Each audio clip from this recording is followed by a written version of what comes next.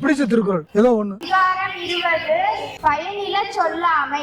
பல்லார் முனிய பயனில சொல்லுவான் எல்லாரும் எல்லப்படும். பலரும் வெறுக்கும்படி பயனில்லாத சொற்களை சொல்லும் ஒருவன் உலகினர் எல்லாராலும் இகழ்வாக பேசப்படுவான்.